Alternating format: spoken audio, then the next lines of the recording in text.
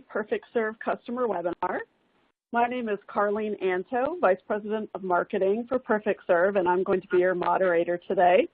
Thank you very much for joining us. Before we get started, I wanted to make sure that you understand how to use today's webinar platform. First, in the middle of the browser, you'll see a box containing today's slides, and they will advance automatically throughout the presentation.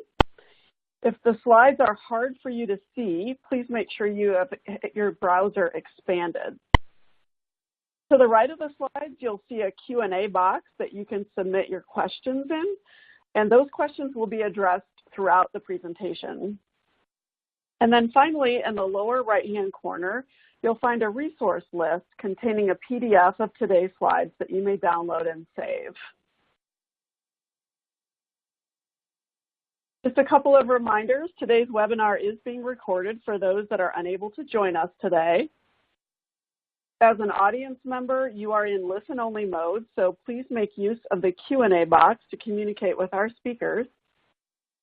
And finally, at the conclusion of the webinar, we ask that you complete a very short survey and tell us what you think about today's event.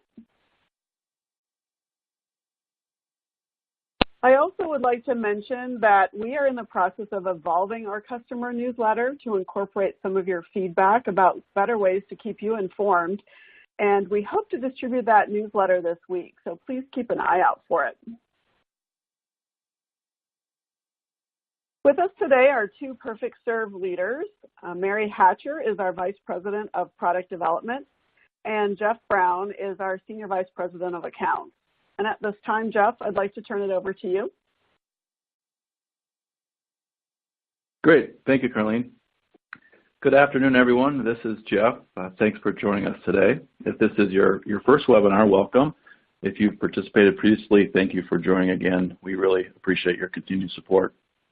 Just a quick reminder that the goal of these webinars is to create a community of engaged users who can help us and other customers by providing feedback on what's working, what's not working, what's missing, et cetera, and by sharing how they're using Perfect Serve in their environments. So with this in mind, please don't be shy with questions and feedback during our time today.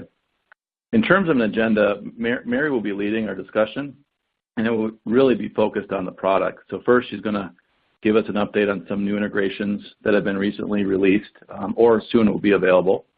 She will then walk us through a number of enhancements to our care team collaboration capabilities that were deployed last year. She'll then talk about what her team will be working on the second half of this year. And as always, we will wrap up with a Q&A session, time permitting. And like with previous webinars, we'll take questions after each product topic. And recall, as Carlene just said, you can ask questions via the Q&A box on the screen. So with that, let me hand things over to Mary. Okay, great. Thanks, Jeff. For those of you who have joined us in our recent webinars, you may notice that several of the product features we're sharing today have been covered in previous webinars. I just want to mention that to you because this is by design. We bring these roadmap items to you early in the process because the feedback and input you provide, either in this webinar or through your account executive, helps guide our strategy and the finer details of some of these features. So I just want to thank you for your ongoing participation and engagement. We want you to know that we place high value on the feedback that you provide us. So the first update we have to share is the work we've been doing with embedding the Perfect Serve application in the EMR. We see this as a game changer for our customers in streamlining the clinical communications workflow. It really bridges that gap between all the tasks and activity that happen in the EMR around a patient with the communications that need to occur about those patients, with the real differentiator of having communications route through Perfect Serve's dynamic intelligent routing. So with this, we've started with Cerner and Epic, so I'm going to give you an update of where we are with each of these. With Cerner, we're offering two approaches for this interface. The first is to embed the application using an mPages wrapper, which requires that you have an mPages developer license. This is the preferred approach for those of you that have that license. The second approach is to use Discern to embed the Perfect Serve application in a web browser within the Cerner application. We've made great progress on this application since I last presented here. We've done extensive testing at Memorial Hermann and are getting ready to do the same testing at St. John Providence, and both will have end users who start using the app in their day-to-day patient care management very soon. With all the testing we've done, we feel very confident with the functionality and performance of this application at this point. So I want to thank the team at Memorial Hermann and St. John Providence for working with us on this effort. Your partnership has been extremely valuable, so again, thank you. With Epic, the development is complete. Clients who license this module will access the application through the App Orchard store, and we're just a couple weeks away from submitting the app into the program for approval. We're finalizing beta partnerships with 2 clients right now and project that we'll be beta testing by midsummer. The next update is on our integration with Nuance PowerScribe 360 for the delivery of critical radiology results. We've also made great progress on this solution. We've had the first phase of this live at one beta site for a few months, and more recently we've completed the work to add the accept decline capability, which is a big differentiator in this solution because it offers the full closed loop communication back to PowerScribe 360 from within the PerfectServe app. The physician can see the full findings that were dictated by the radiologist and accept responsibility from within PerfectServe. And the radiologist is able to see the updates in PowerScribe 360 and know when the physician has read the message and when they've accepted the result. The development for this next phase with the accept decline capability is almost complete. In fact, final updates will be released to beta this month. We're also finalizing beta partnerships with 2 clients right now. At this point, we expect to be ready for general availability near the end of summer. So if you're interested in learning more about this solution, be sure to reach out to your account executive. And to be clear, this solution does require that you have the critical test results management module with PowerScribe 360. So again, please let us know if you're interested in exploring this solution further.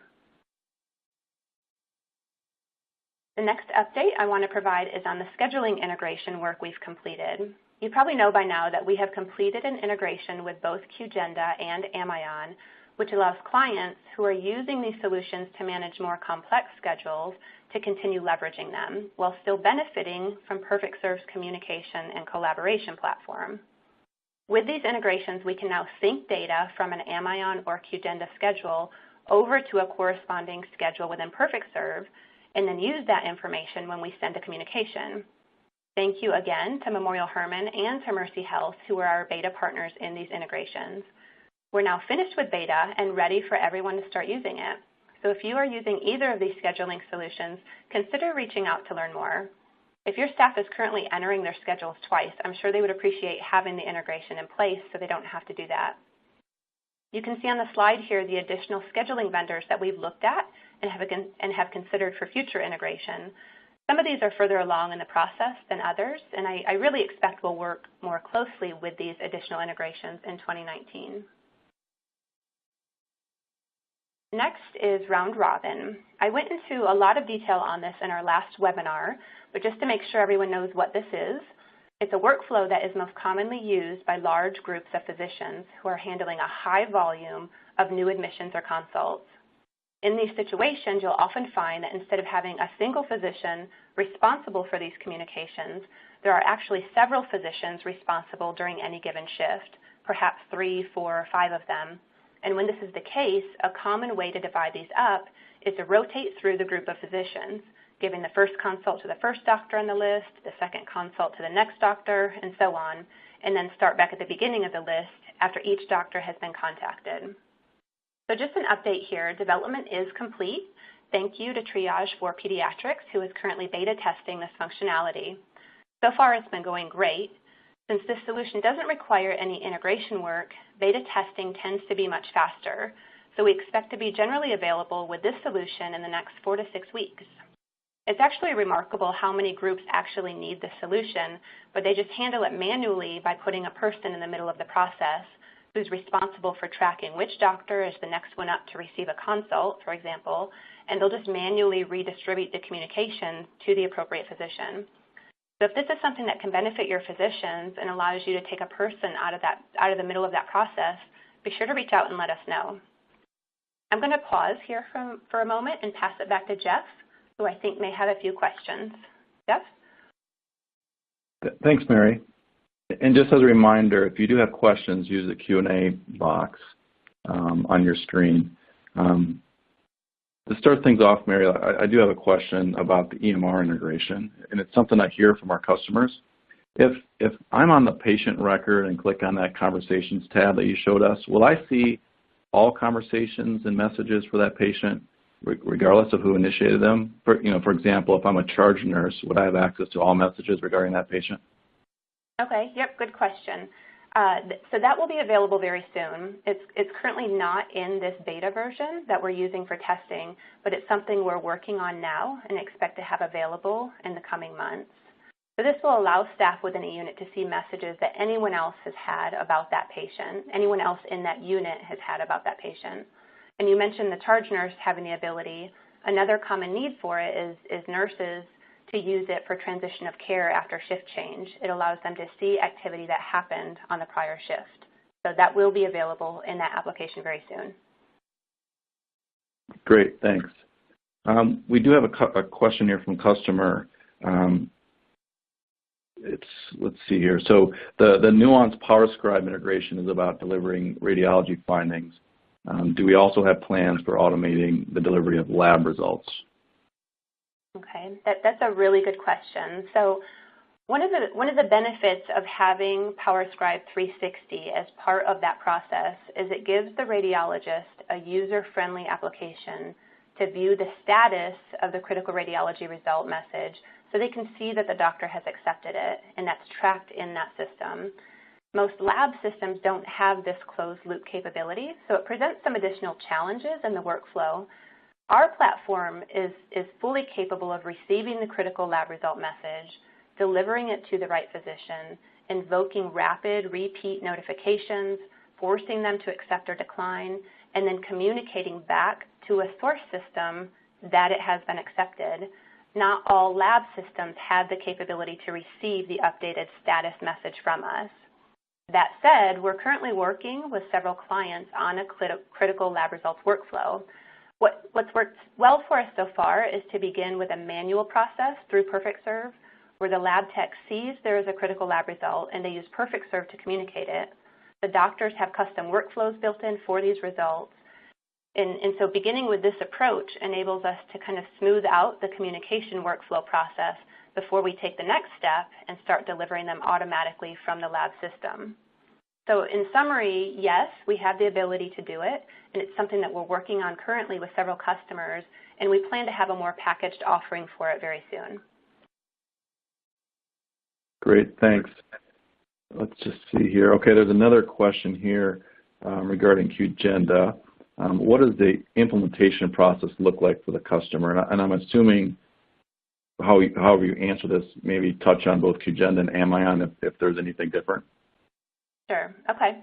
It's actually very similar between the two of them, and it's also very simple. So it will begin with a consultative process to determine which of the customer's QGenda and Amion schedules are actually used in the physician communication process. So they may be managing 10, 15, 20 different schedules within QGenda or Amion, but only a few of them are important or instrumental in the physician communication process. So we'll identify those that actually need to sync over to PerfectServe. And then from there, the setup is really easy. We just need to obtain some key identifiers from QGenda or Amion, and we configure them into the schedule. And that basically establishes the sync process. So from there, we do recommend building about a week of validation time into the plan, during which the sync is in place, and you can just make sure that every event is syncing over as we would expect. And once all that is confirmed, we can incorporate that schedule into the communication workflow, and that's really about all there is to it. Great, thanks. Let's see. Well, maybe one more question before we move on, and it's really back to the EMR. It's along the lines with the sending of the lab results, but can you give us an update on our plans to automate consult notifications? Okay, sure, great. Yep, I'm glad that you asked that.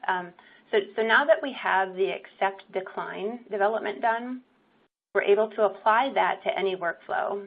So as you look at different communication workflows, such as consult notification delivery, we have everything in place to be able to receive a consult order event, deliver it to the appropriate physician, process it through dynamic intelligent routing to do that to make sure it gets to the right person, and track not only that they've read the message, but also track that they've accepted it. And soon we'll be adding additional workflows for the decline process that will allow users to decline and perhaps escalate to another individual. So we have the development in place to deliver consult orders now, and we actually have a couple clients that we're working with right now on it. So I'll make sure to provide an update on that in our next webinar too. Great. Thanks, Mary. Well, I think let's keep moving then. Okay. So let's move on to discuss our care team enhancements. As I'm sure you all know, in the past couple of years, PerfectServe has put a lot of resources toward creating a solution for care team users within the hospital, which really completes our care team collaboration solution, enabling bi-directional communications for the clinical and ancillary staff within the hospital to use not only with each other, but also with physicians. Several of you are already using this solution today, and several others are scheduled to be upgraded to it soon. So we continue to evolve this product every month, adding more and more capabilities. So I'm going to walk through some of the recent and upcoming care team enhancements. The first is care team notifications. We've recently created the ability for care team users to receive notifications to nearly any device they're carrying. This becomes important when they're using the web application and they send a message to a doctor and they're waiting for a reply. It eliminates the need for them to have to keep logging into the web to see if they've gotten a response back. Instead, they can just be alerted to whatever device they're carrying. This can be configured at the facility level, at the department level, or for an individual role, perhaps nurses or respiratory therapists. And it can notify an alphanumeric pager, an SMS device, a voice over IP handset, or it can even place a phone call and just audibly tell you that you have a new message. It can also be configured to re-notify if a user hasn't accessed their message, say every 10 minutes or every 20 minutes. This notification capability has always been available in our physician application and is now also available for care team staff. And it's ready to use now, so if it's something you want to explore further, please just let us know. Next is a new capability that we will begin developing in the next month or so. This enhancement and the priority of it has come straight from you. So as clients have deployed our care team solution, and the staff in the hospital now has the ability to have bi-directional conversations with doctors, we have found that people tend to go back to an existing conversation sometimes hours later when they have another request for that doctor. And the problem with that is the doctor may have gone off call during that time, so now it creates a risk for them to be contacted when they're not on call, which is something PerfectServe wants to prevent. So with this, we'll be adding logic into our conversations that informs the user when the physician's shift will be ending, and then after the shift has ended, will prevent any further messages from being added to that conversation. So this will force the nurse to go back through dynamic intelligent routing so rules and schedules are processed to determine the appropriate physician to handle that message at that time. Again, we'll begin working on this in about a month and hope to have it in use sometime this fall. The next feature is something we'll be adding to the physician mobile and web applications. It expands the directory capability for physicians to now also be able to contact care team users from the directory. Currently, doctors can only message care team users by either replying to a message that was sent to them or by contacting the care team user through the patient-centered care team module, which currently is only licensed to a few hospitals. So this new capability will allow doctors to contact any named care team user in their affiliated hospitals. Development on this begins soon and should be available also in the third quarter. Next is our Care Team iOS application. Given the fact most healthcare-grade enterprise devices are built on the Android operating system, that is the platform on which we built our first Care Team mobile app, and we're now completing the work for our Care Team iOS app. This will allow hospitals to have extended use of our mobile capabilities on the iPhone for their care team staff, whether it's in a BYOD environment or a system-wide deployment of an iPhone device. This application will be released this month, and we have a few clients lined up for beta testing. We expect to make it generally available later this summer, so if this is something that will help your staff in facilitating communications, please reach out to us soon and we can get you set up.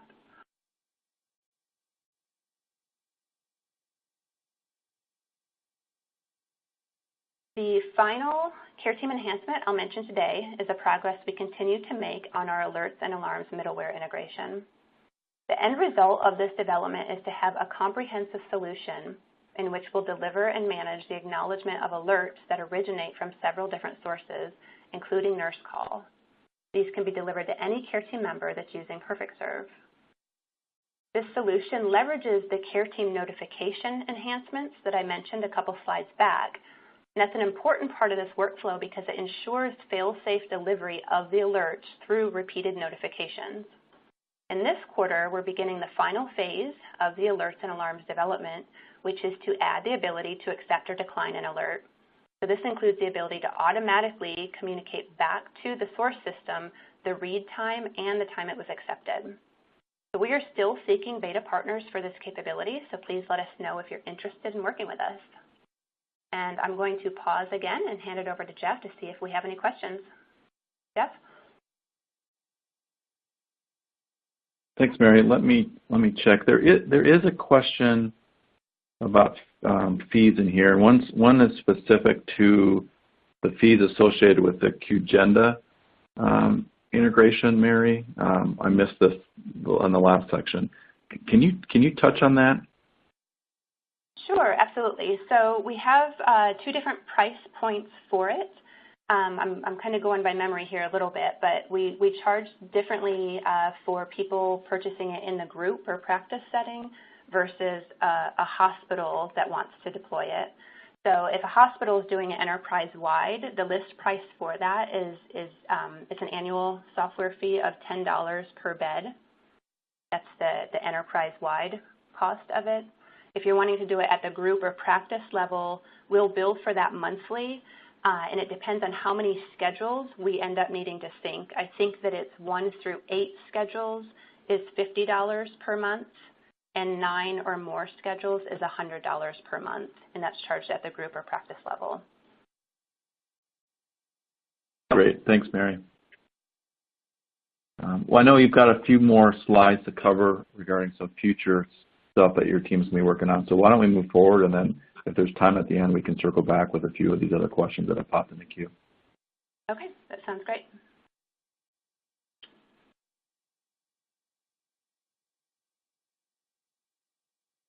So the final section of product roadmap news we're providing today is an update on some exciting things we're doing around service administration. This is an effort that's being driven by a couple different forces, the most important of which is you. We have heard loud and clear that you want to have more access and more control over the configuration and administration of your users, and you want better interfaces with which to do it. So we're focusing over half of our engineering team to deliver this to you this year. We've built a new client service portal that a few of you are currently beta testing, and we have great plans to only make it better. You'll see improved workflows within the application, improved navigation, access to more information which is better organized, and access to more configuration capabilities which puts the power of PerfectServe in your hands. This client service portal application that you'll use to configure and administer solutions is the same application our staff will use to do the same. Our goal and focus right now is to make this incredibly easy and intuitive for you to use. So this is our last slide here, but this is just a summary of what's to come in the second half of this year. We're very focused on improving the quality, speed, and efficiency of the platform and how we create users and configure solutions on the platform. We're providing end users with more tools to manage their solutions. We're focused on completing and rounding out not only the care team applications, but the entire care team collaboration solution by finishing these integrations and improving usability across the board. we're fully committing to making sure that PerfectServe continues to be the best clinical communication and collaboration solution available in the market. So with that, I'll turn it back over to you, Jeff, one last time to see if we had any questions. Great, thanks. Let me just check the queue here. It does look like there's another question from the audience. What are PerfectServe's plans for bringing the patient onto the platform? Is that something you can answer? Yeah, absolutely. So this is going to be a key focus of our 2019 roadmap. And we believe that PerfectServe is uniquely positioned to deliver on this because of solutions that we already have available in the physician practice setting, where we enable processes for patients to reach the practice and physicians through our telephone or IVR solution. And the reason this is important is because the workflows are already built into our platform. We've already got the logic there. We know how to prompt patients and how to differentiate between that which is urgent and that which is not, and that which should go to a physician versus somebody else.